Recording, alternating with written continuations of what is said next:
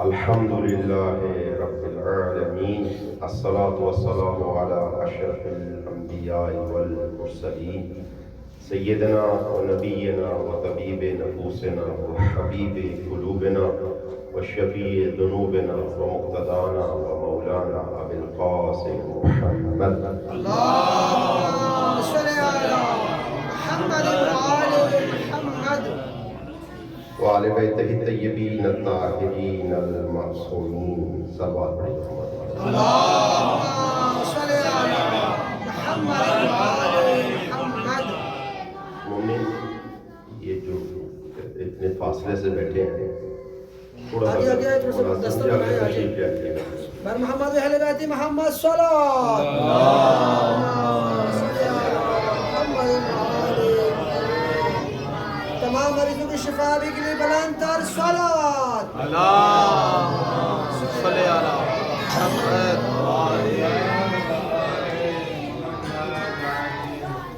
ہمارے جو مذہب ہے وہ ہے بلا فاصلہ، کہ جس میں فاصلہ نہیں ہے۔ اتنے فاصلے مومنین بھی مجھے مناسب نہیں۔ درود پڑے گا اللهم صل على محمد وآل محمد وعجل فرجه۔ حاجان محترم مومنین اکرام، موت و حیات کی جو مجلس ہے اس کے اندر موضوع مشخص ہوتا ہے: انسانی زندگی، انسانی موت اور انسانی زندگی کا مقصد۔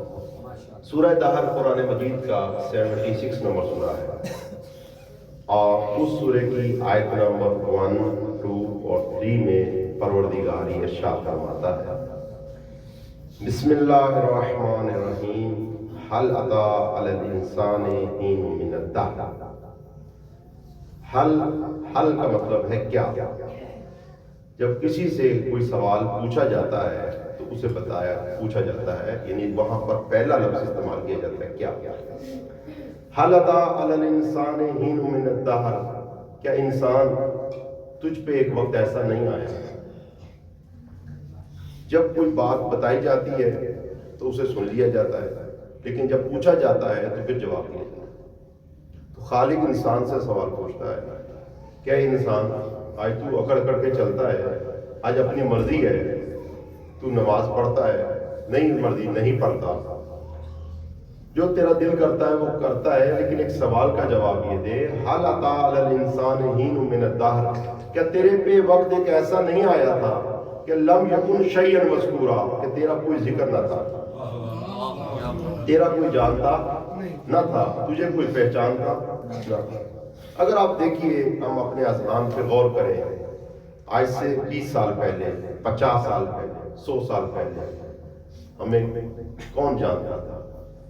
آج یہ جو آپ کی شخصیتیں یہاں موجود ہیں، ان کی بہت پہنچ ہے، اور صرف اس مسجد کی حد تک نہیں، یا اس اقبال ٹاؤن تک نہ اس پاکستان تک، بلکہ مختلف بر اعظموں میں ان کے عزیز موجود ہیں، ان کے رشتہ دار موجود ہیں، ان کو لوگ وہاں تک جانتے ہیں، وہاں تک پہچانتے ہیں۔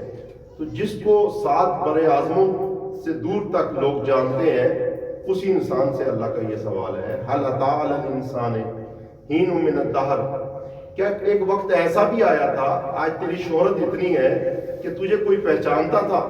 فرمایا میں تجھے بتاتا ہوں تیرا ماضی کیا ہے۔ فرمایا لم یکن شیئا مذکورا، تیرا کچھ ذکر ہی نہیں۔ لم یکن شیئا مذکورا، تو کچھ بھی نہ تھا۔ تو جب کچھ بھی نہ تھے تو کس نے پیدا کیا؟ کوئی تو ہو جو بولے کہ میں نے پیدا کیا۔ فرمایا انا خلقنا الانسان، ہم نے انسان کو پیدا کیا۔ کس شے سے پیدا کیا؟ فرمایا وہ چیز بتاتا ہوں جس سے میں نے پیدا کیا، من نطفۃ، پانی کے قطرے سے پیدا کیا۔ پانی سے پیدا کیا اللہ تعالیٰ نے انسان کو۔ اگر قطرے میں اگر آپ دیکھیں، پانی اور آپ نے وجود میں جو تصویر ہے اس کو دیکھیں، یہ دونوں دشمن ہیں۔ پانی میں کوئی تصویر نہیں جم سکتی، کوئی تصویر بنائے اس میں پانی ڈال دیں وہ ختم ہو جائے گی، لیکن وہ پروردگار ایسا ہے کہ جس نے پانی کے قطرے میں ہماری تصویر بنائی۔ انا خلقنا الانسان، ہم نے انسان کو پیدا کیا، کس شے سے پیدا کیا؟ فرمایا من نطفۃ، ایک پانی کے قطرے سے پیدا کیا۔ وہ قطرہ بھی کیسا تھا؟ امشاج، وہ مختلف قطروں سے ملا ہوا تھا، وہ اکیلا تنہا قطرہ نہیں تھا، اس قطرے میں پھر کئی قطرے تھے۔ من نطفۃ امشاج نبتلی ہے، اور مقصد کیا تھا، کس لیے پیدا کیا؟ فرمایا نبتلی ہے، ہم تمہیں پرکھنا چاہتے تھے، ہم تمہیں آزمانا چاہتے تھے، ہم یہ دیکھنا چاہتے تھے، نبتلی ہے، ہم تمہارا امتحان لینا چاہتے تھے۔ تو بابو جب تو امتحان لینا چاہے گا تو کچھ پیپر بھی تو دے گا نا، جب پیپر ہوگا، امتحان ہوگا تو کچھ پیپر بھی تو دیں گے۔ وہ پیپر کیا ہے؟ فرمایا فَجَعَلْنَاهُ سَمِيعًا بَصِيرًا، ہم نے اس انسان کو قوتوں سے نوازا، مختلف قوتیں دی، ان میں قوت سماعت بھی دے دی اور قوت بصارت بھی دے دی۔ فَجَعَلْنَاهُ سَمِيعًا بَصِيرًا، ہم نے اسے دو قوتیں دے دی، قوت سماعت بھی دے دی اور قوت بصارت بھی دے دی، سننے کی طاقت بھی دے دی اور بولو دیکھنے کی طاقت بھی دے دی۔ معبود یہ سب کچھ کس لیے؟ فرمایا اِنَّا هَدَيْنَاهُ السَّبِيلَ إِمَّا شَاكِرًا وَإِمَّا كَفُورًا، میں ہدایت تمہیں دکھانا چاہتا تھا تاکہ یہ دیکھوں کون میرا شکر گزار بندہ بنتا ہے، کون نافرمان بنتا ہے۔ سبحان اللہ، نعرہ تکبیر، اللہ اکبر، نعرہ رسالت، نعرہ حیدری، عظمت قرآن و اہل بیت، بلند تر صلوات،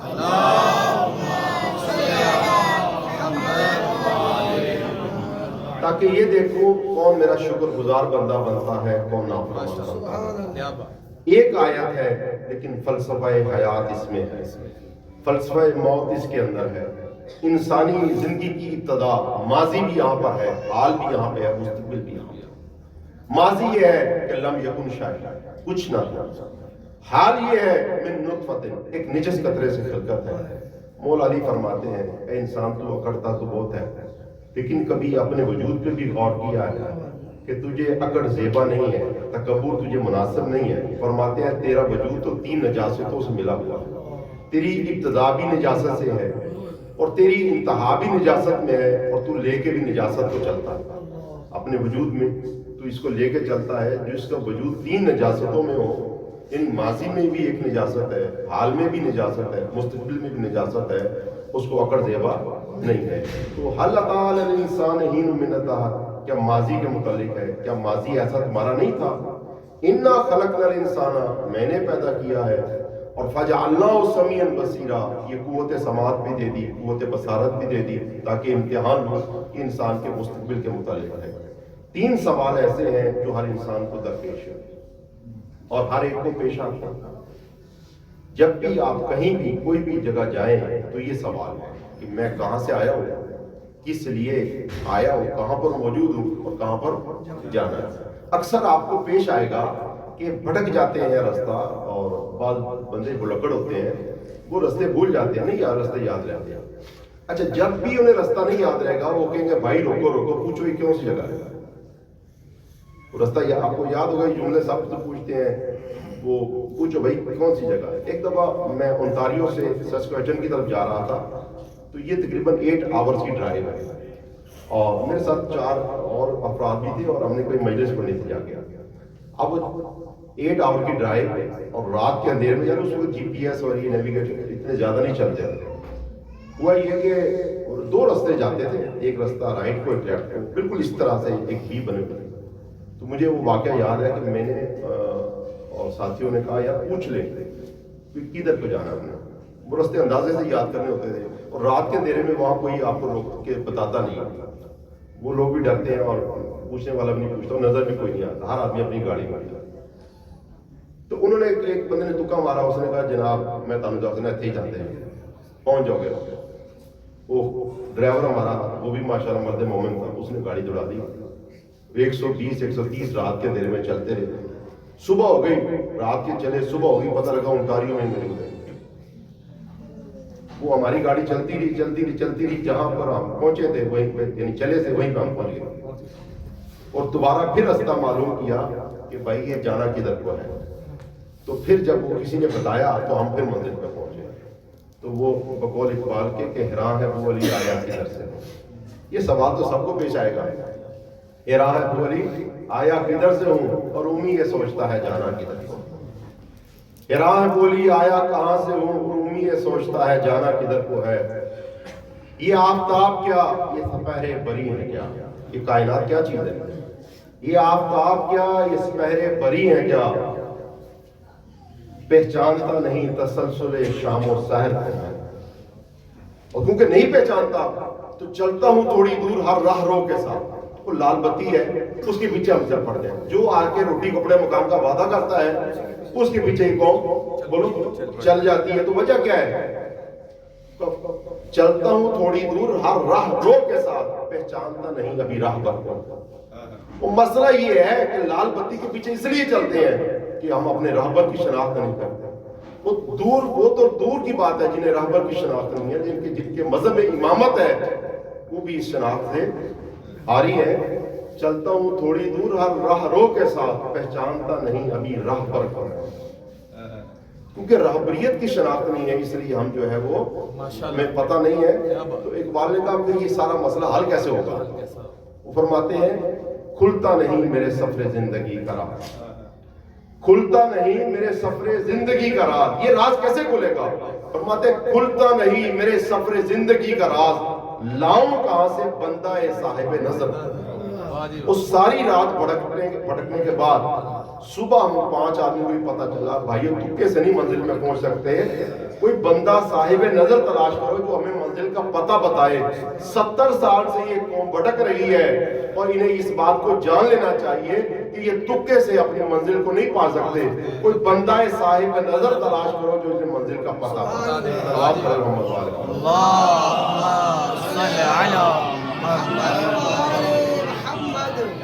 اندازوں سے ہم لال بتی کے پیچھے جو بھی روٹی کپڑے اور مکان کا وعدہ کر دے بھائیو اس کے پیچھے ہم نہیں منزل تک پہنچ سکتے۔ ہمیں نہج البلاغہ کو پڑھنا پڑے گا۔ آج صبح ہم پڑھ رہے تھے تو مولا کائنات نے وہ باقاعدہ رہبر کی صفات بیان فرمائی ہیں، تو جو ماشاءاللہ ہمارے جتنے حکمران ہیں ان میں سے کسی ایک میں بھی نہیں ہے۔ یہ مولا علی نے نہج البلاغہ میں جو صفات بیان فرمائی ہیں آپ دیکھ لیں، ہم ایک بندے کا نام نہیں لیتے، وہ آپ خود پڑھ کے دیکھ لیں۔ جی مومنین کرام، یہ سوالات ہر ایک ذہن میں پیدا ہوتے ہیں کہ میں کون تھا، میرا ماضی کیا ہے، ہر ایک کے ذہن میں پیدا ہوتا ہے۔ اور اقبال کے بقول کہ صاحب نظر بتائے، اور قرآن کے بقول لقومی یعقلون، اس سے پتہ چلے گا جو صاحب عقل ہے۔ اور قرآن نے فرمایا لقومی یسمعون، اسے پتہ چلے گا جی کام دی گل سن، کچھ سننے والا ہوگا۔ اور کبھی قرآن نے فرمایا لقومی یتفکرون، اس کو پتہ چلے گا جو صاحب فکر ہوگا، جس کو یہ فکر ہو کہ میرا ماضی کیا تھا۔ تو میں یہ عرض کرنا چاہتا ہوں کہ ہمارا ماضی بولو کیا ہے؟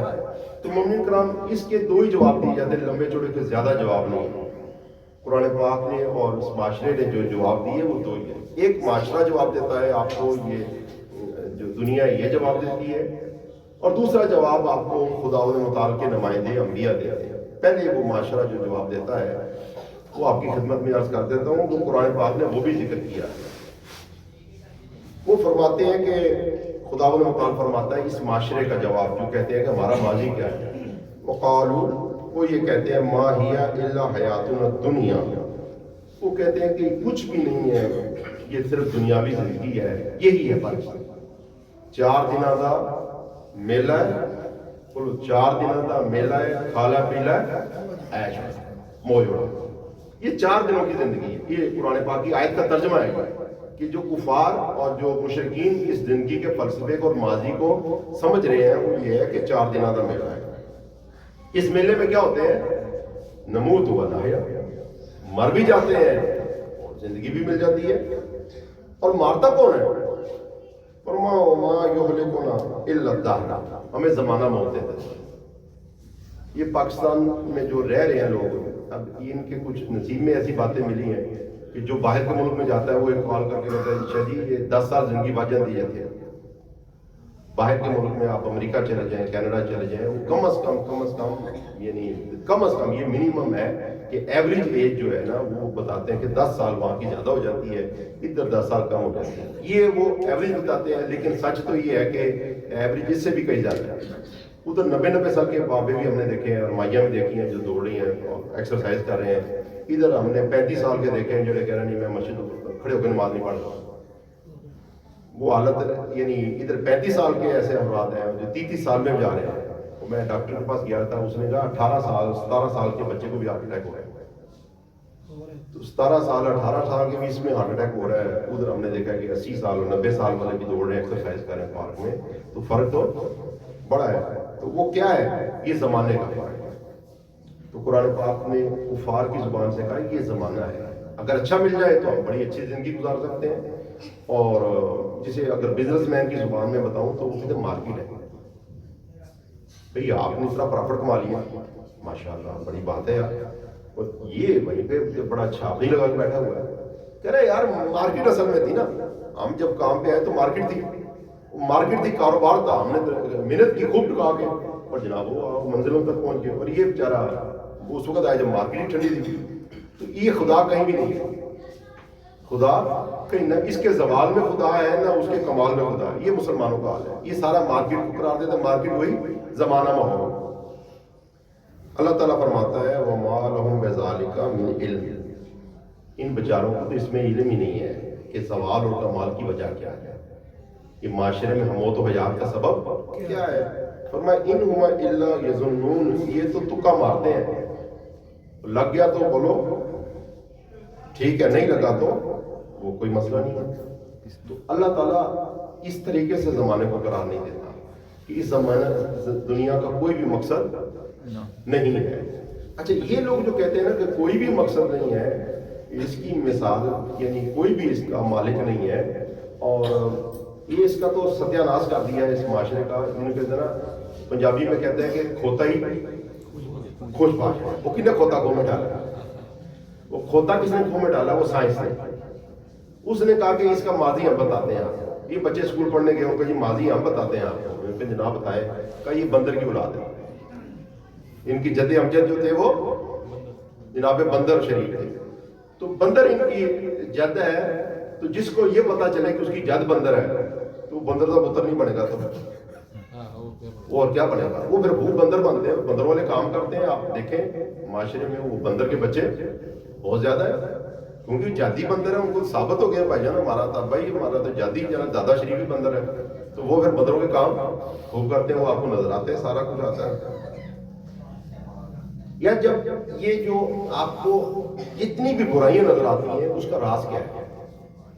دین اسلام جو اس کا راز بتاتا ہے وہ یہی ہے کہ انسان اپنی اوقات سے ناشنا ہے، اپنی حقیقتوں سے بے خبر ہے۔ اس کی مثال یہ دیتے ہیں کہ اگر آپ مثال کے طور پر یہ کیوں کہتے ہیں وَمَا يُهْلِكُنَا إِلَّا الدَّهْرُ، ہمیں صرف زمانے ہی نے پکڑنا ہے اور کسی اور نے نہیں پکڑنا، زمانے کی کیسے کیمرے سے بچ گئے تو پھر بچ گئے، اور ہمیں کچھ اور پکڑ جگڑ بولو نہیں ہونی ہے، کچھ بھی نہیں ہے سوائے یہ ہے۔ تو وہ فرماتے ہیں کہ جو اس کے مرنے کے بعد سوال و جواب کے قائل نہیں ہیں جو لوگ، یہ جتنی اس خباثت اور جتنے کرائم دنیا میں ہو رہے ہیں وہ انہی کی وجہ سے۔ اب علماء کرام نے مثال دی ہے، ہمارے استاد ہیں محسن قراتی جن کی تفسیر نور سامنے پڑھی ہے، وہ ایک مثال دیتے ہیں۔ وہ مثال یہ دیتے ہیں، کہتے ہیں کہ اگر ایک گھر ہو جس میں دنیا کی ہر خوبصورت چیز موجود ہو، ہر بہترین چیز موجود ہو، ہر قیمتی چیز موجود ہو، ایک گھر ہو اور دروازے گھر کے کھلے ہوئے ہو، ایک آنے کا دروازہ ہو، جانے کا دروازہ ہو، گھر دروازے کھلے، ہر خوبصورت چیز موجود ہے، ہر قیمتی چیز موجود ہے اور ہر چیز موجود ہے، اور جو اس گھر سے گزر رہے ہیں ان کا تصور یہ ہے کہ اس گھر کا کوئی مالک نہیں، اس کا کوئی خالق بولو نہیں ہے، یا ادھر سے جس نے کوئی شے پکڑ لی اس کو کسی نے پکڑنا نہیں، نہ مالک ہے اس کا کوئی، وہ کہتے ہیں نا لبی چیز خدا دی آنا تیرے دے نہ پا دی، تو اس کی کوئی ویلیو نہیں۔ اس گھر سے جس نے کوئی چیز پکڑ لی اس کو کسی نے بھی پکڑنا بولو نہیں ہے، کسی نے بھی اس کو جکڑنا نہیں ہے، نہ اس کا کوئی مالک ہے۔ اب جتنے بھی وہاں سے گزریں گے شریف، کیونکہ ہمارے ملک میں زیادہ شریف ہیں، تو وہ گزریں گے تو وہ پھر اس میں سے کیا کیا لے کے جائیں گے؟ جو جتنا ہو سکتا ہے وہ لوٹے گا، ایسے ہی ہے نا، جتنا ہو سکتا ہے لوٹے گا۔ ایک اور مثال دیتے ہیں، وہ مثال یہ دیتے ہیں کہ یہ سوال و جواب کا جو کنسیپٹ ہے قیامت کا، مرنے کے بعد اٹھنے کا، اگر یہ ختم کر دیا جائے تو جانتے کتنے جرائم انسان کرے گا۔ اس کی مثال ایک چھوٹی سی دیتے ہیں کہ اگر یہ ایک اعلان ہو جائے کسی ملک میں بھی، کسی شہر میں، کہ بھائیوں کل جو ہے چھٹی ہے اور کل پولیس کی بھی چھٹی ہے، تمام عدالتیں بند رہیں گی، اگر کوئی بھی کرائم ہوگا، کوئی بھی جرم ہوگا، اس کی کوئی بھی سزا نہیں ہوگی، کوئی بھی پکڑ نہیں ہوگی، کوئی کیس نہیں اس کا ہوگا.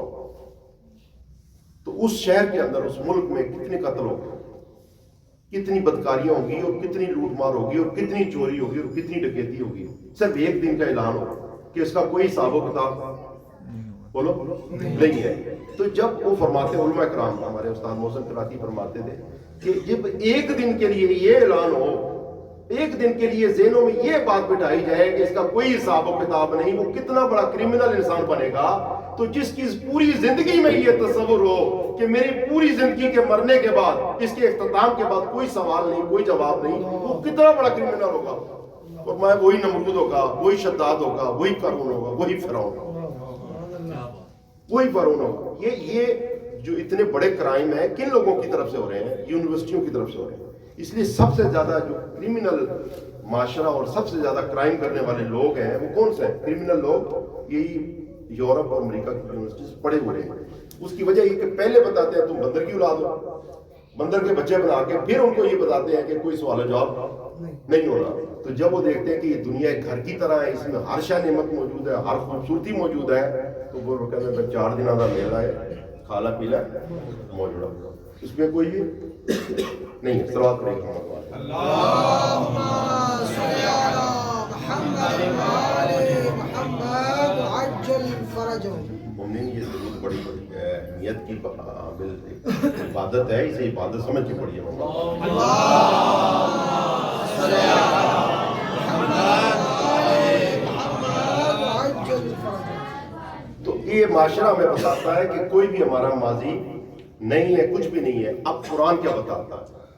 قرآن پاک سورہ دہر یہ جو پہلے پڑھی آپ کے سامنے، اور اس میں پروردگار فرماتا ہے اِنَّا خَلَقْنَا الْإِنسَانَ، ہم نے تمہیں پیدا کیا. اور کبھی پروردگار یہ فرماتا ہے لَقَدْ خَلَقْنَا الْإِنسَانَ، ہم نے انسان کو پیدا کیا، وَنَعْلَمُ مَا تُوَسْوِسُ بِهِ نَفْسُهُ، اور جو اس کے دل کے اندر وسوسہ ہے اس کو بھی ہم جانتے ہیں. اور فرمایا وَنَحْنُ أَقْرَبُ إِلَيْهِ مِنْ حَبْلِ الْوَرِيدِ، ہم تو دل کے وسوسے کی بات کو دور کی ہے، اس کی شہ رگ حیا سے بھی زیادہ کری. تو فرمایا ہم نے اس کو پیدا کیا. سورہ دہر میں فرمایا ہم نے اس کو پیدا کیا، اور اس سورہ میں بھی فرمایا ہم نے اسے پیدا کیا. اور سورہ بلد میں ارشاد فرمایا لَقَدْ خَلَقْنَا الْإِنسَانَ، ہم نے انسان کو پیدا کیا. اور فرمایا فی کبد، ہم نے انسان کو تکلیف میں پیدا کیا، ہم نے انسان کو تکلیف میں پیدا کیا ہے. مومن اگر آپ دیکھیں مچھلی جو ہے اس کو اللہ نے پیدا کیا ہے پانی میں، اور انسان کو پیدا کیا ہے تکلیف میں، خشکی میں ہے. لیکن خشکی کے اندر جو اس کو مزاج ہے نا، قرآن کی آیت یہ ہے لَقَدْ خَلَقْنَا الْإِنسَانَ، سورہ بلد کی آیت ہے، ہم نے انسان کو پیدا کی فی کبد، کبد میں پیدا کی. کبد ایک جگر میں درد اٹھتا ہے، اس درد کو کہتے ہیں کبد، یعنی دردوں کے اندر پیدا کیا، تکلیفوں کے اندر پیدا کیا ہے. اب یہ دیکھیں کہ بہت سے لوگ خوشیوں میں اپنے آپ کو پسند کرتے ہیں، ہم زیادہ خوشی کی طرف دوڑتے ہیں. لیکن تکلیف کو اس طرح سے اگر آپ دیکھیں، اللہ نے فرمایا میں نے خوشیوں میں پیدا کیا، یہ نہیں فرمایا. فرمایا میں نے انسان کو درد میں پیدا کیا، میں نے انسان کو تکلیف میں پیدا کیا، میں نے انسان کو رنج و علم میں پیدا کیا. میں اس بارے میں غور کرتا رہا یہ کیا بات ہے. اللہ یہ بھی تو کہہ سکتا میں نے انسان کو خوشیوں میں پیدا کیا، پر میں نہیں، یہ میری سنت نہیں. میں نے انسان کو پیدا کیا ہے درد کے اندر پیدا کیا ہے، میں نے انسان کو تکلیف میں پیدا کیا ہے، جیسے مچھلی کو پانی میں پیدا کیا ہے. دیکھو درد اور تکالیف کا ہمارے سے اتنا گہرا تعلق ہے جتنا مچھلی کا پانی سے تعلق ہے. اگر مچھلی کو پانی سے نکال دیا جائے تو وہ خشکی میں آ کے پھر مر جاتی ہے. اگر انسان کو ان درد اور تکالیف سے نکال دیا جائے تو پھر یہ خوشیوں میں آ کے مر جاتا ہے. مرتا ایسے ہے، میں آپ کی خدمت میں عرض کرتا ہوں، اگر اسے تکلیف ہٹا دی جائے، جیسے حدیث میں ہے کہ اگر یہ موت انسان کو نہ ہوتی، اگر انسان کو مرض نہ ہوتا، انسان کے بعد فقر نہ ہوتا، تو کوئی اللہ کی بارگاہ میں سجدہ ریز نہ ہوتا. یعنی اس کا مطلب یہ ہوا یہ عبادت گزار خوشیاں نہیں بناتی، بلکہ جو عبادت اللہ کی کراتی ہیں وہ تکلیف کراتی ہیں. اور ایسے موقع پہ پروردگار دو عالم جو ہمیں سجدہ ریز ہے کراتا ہے، وہ ہماری درد اور تکلیف ہے. اور خوشیوں ہمیں کیا کراتی ہیں؟ قرآن پاک نے فرمایا ان الانسان لیطغی ان رآہ استغنی، یہ انسان جب خوشیاں دیکھتا ہے تو یہ فرعون بن جاتا ہے. جب یہ انسان اپنے آپ کو دیکھتا ہے کہ کوئی اس کو روکنے والا نہیں، ٹوکنے والا نہیں ہے، تو ان الانسان اللہ یطغا، یہ طغیانی کرتا ہے، طاغوت بن جاتا ہے. ان الانسان اللہ یطغا ان رآہ استغنا، جب یہ اپنے آپ کو غنی دیکھتا ہے تو یہ فرعون بن جاتا ہے، یہ نمرود بن جاتا ہے، یہ شداد بن جاتا ہے. یعنی خوشیوں میں رہتے ہوئے نمرود بن جاتا ہے، شداد بنتا ہے، اور اگر تکلیف پہنچے تو خدا کے گھر میں آ جاتا ہے. اگر تکلیف پہنچے تو مصلی عبادت پہ بیٹھ جاتا ہے، اگر تکلیف پہنچے تو اللہ کی بارگاہ میں سجدہ ریز ہو جاتا ہے. تو مومنین ہمیں یہ تکلیف سے بھاگنا نہیں چاہیے. اس طریقے سے ہے کہ جو لوگ خوشیوں کے پیچھے جاتے ہیں وہ کامیابی کے پیچھے نہیں جاتے. یہ بعض بچے ہمارے نوجوان جو بزنس کرنا چاہتے ہیں نا، یہ پکی پکائی روٹی پہ بیٹھنا چاہتے ہیں. بھائی اس سے اگر آپ کو بٹھا بھی کوئی دے، سگا باپ بھی بٹھا دے، جو لوگ بزنس کرتے ہیں وہ جانتے ہیں کہ وہ آگے نہیں بڑھ سکتے. جب تک آپ خود تکلیف میں مارکیٹ کے اندر فیلڈ میں مار نہیں کھاؤ گے نا، تب تک آپ اس چیز کو نبی کبھی بھی نہیں پا سکتے. جیسے ماں ہے، وہ اللہ تعالیٰ اس ماں کو اولاد ہی نہیں دیتا. وہ جو کہہ رہی میں درد برداشت نہیں کر سکتی نا، ایک ہی مصیبت ہے کہ بچے پالنا اور یہ وہ، میں ان تکلیف کو برداشت نہیں کر سکتی. اس ماں کے پھر قدم بھی کوئی نہیں دباتا، اس کے پاؤں پہ بھی کوئی نہیں بیٹھتا، اس ماں کے لیے دعا خیر بھی کوئی نہیں کرتا. اسی کو کرتا ہے جو یہ دردیں برداشت کرتی ہے، اسی کی مجلس ادا ہوتی ہے، اسی باپ کی مجلس ادا ہوتی ہے جس نے کوئی تربیت کر کے پالا ہو. اور جس نے کچھ بھی نہ کیا ہو، بھئی اس کا کوئی نام لیوا نہیں ہوتا. تو اس لیے اللہ تعالیٰ نے درد کے ساتھ رکھا ہے. ماں کو اگر کچھ ملتا ہے تو وہ بولو درد کے ساتھ ملتا ہے. اگر یہ بچے ان کو کامیابی کی نعمت ملتی ہے تو خوشیوں سے نہیں ملتی. وہ استاد جو 20 نمبر دیتے ہیں ٹوٹل، یہ بیٹا پاس ہو. ہمارے ادھر استاد رہتے ہیں، وہ کہہ رہے بیٹا لکھ کے آ جاؤ پاس کر دیں. جب ہم اسکول میں پڑھتے تھے تو وہ جس کلاس میں وہ پڑھتے تھے اس کلاس کا ستیہ ناش ہی ہو، وہ کامیابی نہیں ہو سکتی. اور جو استاد فیل کر دیتے تھے وہ اس کامیابی ہو. کیونکہ ہم نے کہا یار اس میں بھی پڑھو جا کے، اس میں پڑھو جا کے، اسی میں کامیاب ہوگا. تو جو زیادہ خوشیاں دے دیتے ہیں اپنے اولاد کو، بچے ماں باپ اپنی اولاد کو زیادہ خوشیاں دے دیتے ہیں، ان کی اولاد نافرمانی ہو جاتی ہے. اور جو اولاد کو خوشی اور غمی کے درمیان میں رکھتے ہیں، کبھی تکلیف میں اور کبھی خوشیوں کے ساتھ، وہی اولاد تربیت پاتی ہے. صلوات پڑھیں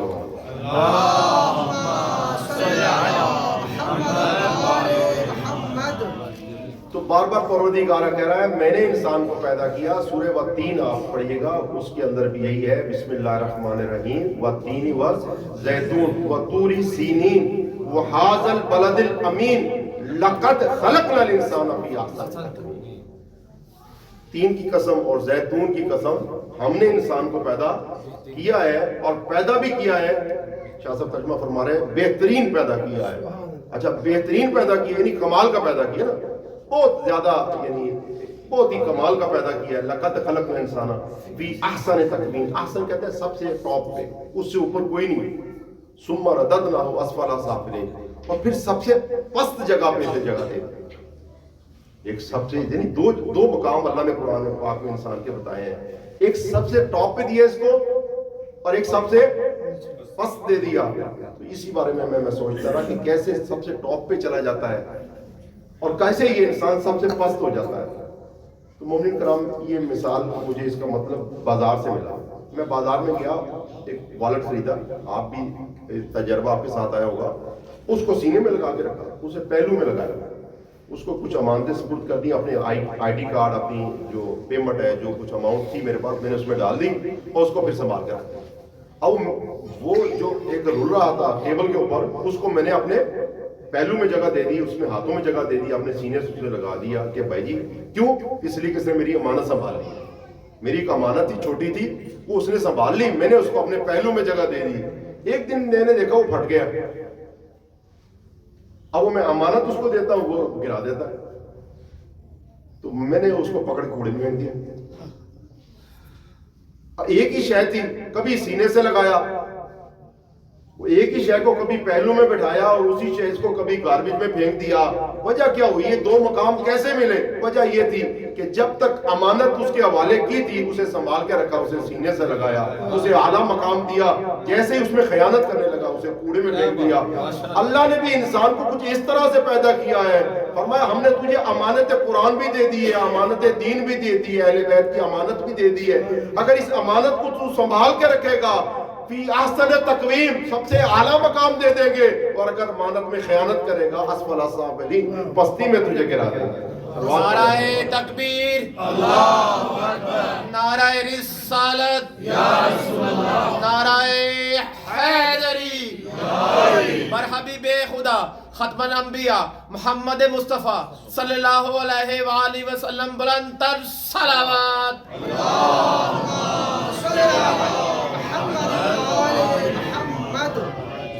تو امانتوں کو اگر سنبھال کے رکھے گا تو سب سے اعلیٰ مقام پائے گا، اور امانتوں میں اگر خیانت کر دے گا تو پھر اس کا ستیہ ناش ہو جائے گا۔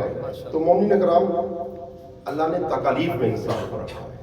تکلیف اگر ہم اپنی زندگی تکالیف کے ساتھ رکھیں گے تو ہم کامیاب رہیں گے، اور اگر اللہ نے آپ کو تکالیف دی ہے تو خدا کا شکر ادا کریں۔ بہت سے لوگوں نے دعا کی تھی کہ ابھی میں آیا تو ایک مومن اپنے گلے ان کا خراب ہے، اللہ تعالیٰ ان کو بھی شفا عطا فرمائے۔ ہمارے ایک مومن کی آنکھوں کی سرجری ہے، اللہ تعالیٰ انہیں بھی شفا عطا فرمائے۔ اور اس طرح جو مومن ہم سے دعا کے لیے کہتے ہیں اللہ تعالیٰ سب کو شفا عطا فرمائے۔ مومن میں ایک جملہ یہ کہتا ہوں، یہ بیماریاں اپنی جگہ پہ، لیکن ان کو بیماریاں تصور نہ کریں، یہ اللہ کی نعمتیں ہیں۔ یہ جو آپ کے ہاتھ دعا کے لیے اٹھتے ہیں، آپ مسجد میں آ جاتے ہیں، یہ اسی بیماری کی وجہ سے ہے۔ اور اگر صرف خوشیاں ہوتی تو آپ یقین کریں کہ یہ مسجدیں خالی ہوتی ہیں، یہ ویران ہوتے ہیں، کوئی بھی یہاں پر موجود نہ ہوتا۔ صلوات پڑھیں محمد والے محمد۔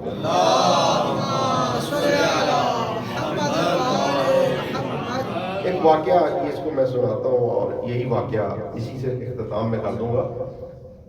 حضرت عزیر علیہ السلام کا یہ واقعہ ہے، اور یہی سختیوں اور تکلیفوں کے اوپر ہے کہ حضرت عزیر نے تکلیفیں کاٹی اور کچھ سیکھا۔ اللہ تعالیٰ نے سورہ بقرہ کے اندر جو آیت نمبر 256 ہے، اور اس میں پروردگار فرماتا ہے، 259 ہے، اس میں پروردگار فرماتا ہے او کالذی مر علی قریہ۔ ایک دفعہ عزیر علیہ السلام ایک قریے سے گزر رہے تھے، ایک وادی سے گزر رہے تھے، اور فرمایا کہ مر علی قریہ، ایک وادی سے عزیر علیہ السلام گزر رہے تھے، وہی خاویۃ علی عروشہا، اس کی چھتیں گر چکی تھیں۔ خاویہ وہ خالی، چھتیں خالی ہو چکی تھیں، ہاں، علی عروشہا عرش کہتے ہیں وہی اس کی چھتوں کو، کہ وہ چھتیں گر چکی تھیں۔ تو ایک مرتبہ فرمانے لگے قالا انا یحیی ھذہ اللہ بعد موتہا، کہ معبود کیا ان مردوں کو تو دوبارہ زندہ کرے گا؟ یہ سوال حضرت عزیر نے اللہ سے کیا۔ فاماتہ اللہ، تو اللہ نے اسے موت دے دی۔ ثم بعثہ، پھر اٹھایا اور پھر پوچھا کم لبثت، کتنی دیر آپ مرے رہے، کتنی دیر آپ رہے؟ کل لبثت یوما و بعض یوم، میں ایک دن یا آدھا دن۔ اس وقت اندازہ لگایا جاتا سورج کے ساتھ۔ سورج کو انہوں نے دیکھا، وہ سورج جو جتنا فاصلہ اس نے طے کیا، انہوں نے اسی دن سے اندازہ لگا لیا کہ جب میں آیا تھا وہ صبح کا وقت تھا، اب سورج یہاں پہنچ گیا، کہا ایک دن ہوگا یا آدھا دن ہوگا، اس سے زیادہ میں نہیں تھا۔ تو اللہ نے فرمایا بل لبثت مئۃ عام، بلکہ تو 100 سال تک یہاں پہ رہے۔ فرمایا فانظر الی طعامک و شرابک، اپنے کھانے کی طرف دیکھو اور اپنے پینے کی طرف دیکھو، لم یتسنہ، ان کا کچھ بگڑا نہیں ہے۔ وانظر الی حمارک، اب اپنے گدھے کی طرف دیکھو، وَلِنَجْعَلَكَ آیَةً لِلنَّاسِ، وہ ختم ہو گیا ہے، اور فرمایا کہ آج سے ہم نے آپ کو آیت بنایا ہے۔ وَانظُرْ إِلَى الْعِظَامِ كَيْفَ نُنشِزُهَا، اور آپ گدھے کو بلا کے دیکھنا کہ کیسے یہ گدھا آواز دوبارہ لگاتا ہے، اٹھتا ہے۔ ثُمَّ نَكْسُوهَا لَحْمًا، اور پھر آواز دی اور دوبارہ گدھا بن گیا۔ فَلَمَّا تَبَيَّنَ لَهُ، اور جب یہ بات روشن ہوگی، قَالَ أَعْلَمُ أَنَّ اللَّهَ عَلَى كُلِّ شَيْءٍ قَدِيرٌ، تو فرمانے لگے مجھے اس بات کا علم ہو گیا کہ اللہ ہر شے پر قدرت رکھتا ہے۔ تو 100 سال عزیر علیہ السلام دنیا میں نہیں رہے، 100 سال موت، عالم موت میں رہے، اور سیکھی کتنی بار؟ ایک بات۔ یعنی 100 سال کی موت کے بعد عزیر علیہ السلام نے ایک بات سیکھی کہ اللہ ہر شے پہ قدرت رکھتا ہے۔ یعنی یہ جو کہتے ہیں کہ مارکیٹ نے ہمیں ترقی دے دی ہے، ہمیں امریکہ گئے تو ادھر ترقی مل گئی ہے، ادھر گئے تو انہوں نے ہمیں زندگی دے دی ہے، تو عزیر علیہ السلام نے 100 سال کی موت کے بعد جس بات پہ یقین حاصل کیا وہ یہ کہ نہیں، یہ چیزیں نہیں ہیں، بلکہ اگر کچھ کسی کے پاس قدرت ہے اور طاقت ہے، ان اللہ علی کل شیء قدیر، اللہ تعالیٰ کی ذات ہے جو انسان کو ترقی دیتی ہے، اور اللہ ہی کی ذات ہے جو انسان کو سنبھال کے رکھتی ہے۔ درود پڑھیں محمد و آل محمد۔ اللہم صلی علی محمد و آل محمد۔ مومن کرام یہاں پر آپ دیکھتے ہیں کہ پروردگار دو عالم نے حضرت عزیر کو 100 سال تک موت دے دی. او کالذی مر علی قریہ وہی خاویۃ علی عروشہا، وہ گزرے ایک وادی سے اور وادی ختم ہو چکی تھی، اور ایک مرتبہ انہوں نے کہا معبود انا یحیی ھذہ اللہ بعد موتہا، کیا تو ان کو دوبارہ زندہ کرے گا؟ فاماتہ اللہ، تو اللہ نے موت دے دی. پوچھا تو اس کا سوال تھا معبود بس یہ بتا دے کہ ہاں جی میں ہی زندہ کروں گا، یہی بتانا نا، کوئی لمبی چوڑی بات تو بتانی نہیں ہے. یہ پوچھا معبود تو زندہ کرے گا؟ کیسے زندہ کرے گا؟ تو بتا دے. نہیں 100 سال موت دے دی. اس کا مطلب یہ ہوا کہ کچھ باتیں مار کھائے بغیر سمجھ میں نہیں آتی. کچھ باتیں جو ہیں وہ انسان کو، جسے کہتے ہیں نا بادام کھانے سے انسان کو صحت تو آ جاتی ہے لیکن عقل تجربہ کرنے سے آتی ہے، مار کھانے سے آتی ہے. جب مارکیٹ میں فیلڈ میں مار کھاتا ہے نا تو تب جا کے اس کو سمجھ میں آتی ہے. تو مومن کرام اللہ تعالیٰ نے کہا کہ جب اٹھایا عزیر علیہ السلام کو ثم بعثہ، اٹھایا، کہا کہ کم لبثت، کتنی دیر مرے رہے؟ آپ نے کہا لبثت یوما و بعض، میں ایک دن یا اسے آدھا دن. تو پھر پروردگار نے کہا فانظر الی شرابک و طعامک، اپنے کھانے کی طرف دیکھو و پینے کی طرف دیکھو. اچھا پینے میں جو ساتھ لے کے گئے تھے وہ انگور تھے. انگور کو انہوں نے نچوڑا اور اس کا جو شربت بنایا وہ اپنی روٹی پہ رکھ دیا، اور تاکہ یہ نرم ہو جائے نا. ہماری طرح سالن نہیں ہوتے تھے تو وہ سالن ان کے ساتھ روٹی تھی اور ساتھ انگور کا پانی تھا جو انگور کا شربت تھا. اب وہ جب 100 سال کے بعد دیکھا تو وہ کھانے کا وانظر الی شرابک و طعامک، اپنے کھانے اور پینے کی طرف دیکھو. وہ جو روٹی بنا کے دی تھی گھر والی نے اور جو شربت تھا پینے کی جو چیز تھی، لم یتسنہ، اللہ نے فرمایا اس کو بگڑا ہی کچھ نہیں. وانظر الی حمارک، کو اب گدھے کی طرف دیکھو، جب گدھے کی طرف دیکھو تو اس کا بچا ہی کچھ نہیں. اچھا یہاں پہ جو علماء مفسرین ہیں انہوں نے کہا کہ یہاں غور کرنے کی جو بات ہے وہ یہ کہ سب سے کمزور شے کیا ہے؟ یہ کھانا پینا. اور گدھا سب سے زیادہ طاقتور ہے. ان دو چیزوں کے اندر پینے کی چیز سب سے زیادہ کمزور ہے، کھانے کی چیز سب سے زیادہ کمزور ہے، سب سے زیادہ خراب. اسے اللہ نے 100 سال زندہ رکھا، صحیح رکھا. اور جو گدھا طاقتور سب سے زیادہ ہے اس کو 100 سال ختم کر دیا. یعنی اس کا مطلب یہ ہوا کہ اللہ اگر کسی کو محفوظ رکھنا چاہے، اگر کسی کو بچانا چاہے، وہ کتنا ہی کمزور کیوں نہ ہو، اللہ تعالیٰ اسے 100 سال تک، پروردگار اسے 100 سال تک بھی محفوظ رکھ سکتا ہے. آپ دیکھیے کربلا کی جنگ جو ہے، آپ دیکھیے کہ کیسی جنگ ہے. امام خمینی فرماتے ہیں کہ یہ جنگ وہ ہے جس میں ایک طرف خون کی دھار ہے اور ایک طرف تلوار کی دھار ہے. ایک طرف خون کی دھار ہے اور ایک طرف تلوار کی دھار ہے. کہا کہ جی یہ خون کی دھار کو کربلا میں اللہ نے تلوار کی دھار پہ فتح تھا. کربلا کی یہ جنگ ہے. اور اسی طرح سے اگر آپ دیکھیں کہ پروردگار دو عالم ہر مقام کے اوپر کمزور چیز کو جسے چاہتا ہے محفوظ رکھ لیتا ہے. اگر آپ دیکھیں جو سورہ جو ابابیل کے متعلق سورہ ہے، الم تر کیف فعل ربک باصحاب الفیل الم یجعل کیدہم فی تضلیل وارسل علیہم طیرا ابابیل ترمیہم بحجارۃ من سجیل فجعلہم کعصف مأکول. کیا آپ نے نہیں دیکھا کہ اللہ نے ہاتھی والوں کے ساتھ کیسا سلوک کیا؟ کیسا سلوک کیا؟ فرمایا کہ ہم نے ترمیم بحجارۃ من سجیل، ہم نے چھوٹی چھوٹی ابابیل پہ کی، انہوں نے اپنے چونچوں میں چھوٹی چھوٹی کنکریاں ڈالی اور کنکریاں جب ہاتھیوں پہ گرا دی تو ہاتھی نیست و نابود ہو جاتے. وہ کنکریاں گرتی جاتی، ہاتھی ختم ہوتے جاتے. تو فرمایا دیکھا نہیں کہ ہم نے سب سے کمزور شے کو سب سے طاقتور چیز پہ فتح عطا فرمایا. تو ابرہہ کے لشکر میں پروردگار نے ابابیل کو فتح عطا فرما دی. کس کے اوپر؟ ہاتھیوں کے اوپر فتح عطا فرما دی. اور اسی طرح سے اگر آپ دیکھیں تو پروردگار دو عالم ہر جگہ پہ کمزور چیز کو فتح عطا فرما رہا ہے. عزیر علیہ السلام کا کھانا کمزور ہے لیکن اللہ تعالیٰ اسے 100 سال تک محفوظ رکھا. پروردگار دو عالم ابابیل کو ابرہہ کے اوپر فتح عطا فرما رہا ہے. وہی پروردگار خون کی دھار کو تلوار پہ فتح عطا فرما رہا ہے. تو یہ لوگ جو سوال کرتے ہیں امام اصغر کے متعلق کہ جی آپ یہ بتائیے کیسے زمانے کا امام زندہ ہے؟ آپ یہ کہتے ہیں کہ پروردگار کس طرح سے اس کو اتنے عرصے سے زندہ رکھ سکتا ہے؟ در حالانکہ انسان تو بہت جلد ختم ہو جاتا ہے، انسان تو بہت ہی کمزور مخلوق ہے. اللہ تعالیٰ نے خود فرمایا خلق الانسان ضعیفا، میں نے انسان کو کمزور پیدا کیا ہے. تو جو اتنا کمزور ہو تو وہ کیسے اتنے عرصے سے کہ 1200 سال سے 1250 سال سے وہ زندہ و صحیح و سالم ہے. تو مومنین کرام میں اس کے لیے ایک جملہ عرض کرنا چاہتا ہوں، اس میں توجہ سے سماعت فرمائیے گا کہ جو پروردگار حضرت عزیر کو 100 سال کی موت کے بعد دوبارہ زندہ کر سکتا ہے، سبحان اللہ. جو پروردگار عزیر کے کھانے کو 100 سال تک محفوظ رکھ سکتا ہے، جو پروردگار 300 سال کی موت کے بعد اصحاب کہف کو دوبارہ زندہ کر سکتا ہے، اور جو پروردگار یونس کے متعلق یہ کہہ سکتا ہے، حضرت یونس جب گزرے تو ایک مرتبہ مچھلی کے پیٹ میں چلے گئے اور اللہ تعالیٰ نے آواز دی فَلَوْلَا أَنَّهُ كَانَ مِنَ الْمُصَبِّحِينَ لَلَبِثَ فِي بَطْنِهِ إِلَىٰ يَوْمِ يُبْعَثُونَ، کہ اگر یونس مچھلی کے پیٹ میں ہماری تسبیح بیان نہ کرتے تو ہم اسے إِلَىٰ يَوْمِ يُبْعَثُونَ قیامت کے دن تک مچھلی کے پیٹ میں زندہ رکھ دیں. یعنی قیامت کے دن تک مچھلی بھی زندہ رہتی ہے. جو یہ پوچھتے ہیں امام کیسے زندہ رہ سکتا ہے، وہ بھی زمانے کا، تو اللہ تعالیٰ فرماتا ہے قیامت تک مچھلی بھی زندہ رہتی، قیامت تک یونس بھی زندہ رہتے ہیں.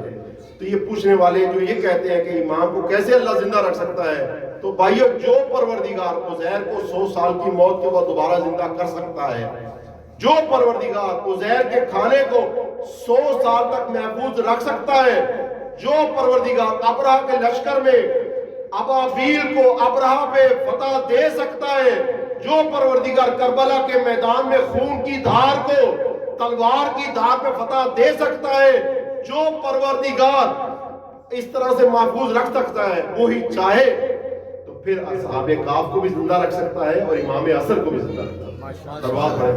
نعرہ تکبیر. اللہ اکبر. نعرہ رسالت. یا رسول اللہ. نعرہ حیدری. بس پروردگار دو عالم نے انسان کی موت و حیات کا فلسفہ یہ بیان فرمایا ہے کہ لم یکن شیئا مذکورا، تو کچھ بھی نہ تھا. جب کچھ بھی نہ تھا تو اس کو محفوظ کون رکھ سکتا ہے؟ وہی رکھ سکتا ہے جس نے اس کو پیدا کیا ہے.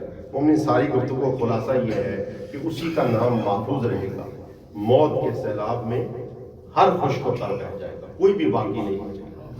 ہاں، جنہوں نے توحید سے اپنا رابطہ جوڑ لیا ہے، جنہوں نے خدا سے رابطہ جوڑ لیا ہے، وہ باقی بچیں گے، اور موت کے سیلاب میں ہر خوش کو تر رہ جائے گا. ہاں، مگر نام حسین ابن علی رہ جائے گا. حسین کا نام رہ جائے گا. بھائیو کیوں نام رہ جائے گا؟ یہ نام تو مٹتے جاتے ہیں. اگر کچھ عرصہ پہلے آپ دیکھیں اس زمین میں کون رہتا تھا، کسی کا نام نہیں ہے، تو کیا وجہ ہے کہ نام حسین ابن علی رہ جائے گا؟ ہاں، جس نے اپنے لال ہاتھوں میں لے جا کے ذبح کروائے ہوں اس کا نام رہ جائے گا. جس نے خدا کے لیے اپنا جوان بیٹا 18 برس کا علی اکبر قربان کیا ہو اس کا نام رہ جائے گا. اور جس نے خدا کے لیے اپنی بہنوں کا پردہ قربان کیا ہو اس کا نام رہ جائے گا. اگر اجازت ہو تو عرض کروں کہ وہ جس نے اپنے بھائی کے بازو خدا کے لیے کٹوائے ہوں، ہاں اس کا نام رہ جائے گا. اور بھانجے تو سب ماموں کو پیارے ہوتے ہیں، اور جس نے خدا کے لیے اپنے بھانجے اور بھتیجے قربان کیے ہوں، ہاں اس کا نام رہ جائے گا. اور جو اپنی خشک رگوں کو تلوار کی دھار میں پیش کر دے گا خدا کے لیے، ہاں اس کا نام رہ جائے گا، اس کا نام رہ جائے گا. بس کیونکہ حسین ابن علی نے خدا کے لیے کام کیا ہے تو خدا نے فرمایا کہ حسین تو نے اپنے آپ کو مٹایا ہے میرے لیے، اب میرا انعام یہ ہے کہ جب تک خدا رہے گا تب تک تو رہے گا. تو خدا تو ہمیشہ تک رہے گا، یعنی وہ ہمیشہ سے ہمیشہ رہے گا. اب حسین ابن علی کا نام مٹ نہیں سکتا، حسین کا نام بھی ہمیشہ رہے گا. کیونکہ ایک بیٹے نے اپنے باپ کی مجلس سے عذاب برپا کی ہے، تو ایک جملے میں مصائب کے اولاد کے سلسلے میں عرض کرنا چاہتا ہوں. دیکھیں ہر ایک کو اپنا باپ بڑا پیارا ہوتا ہے.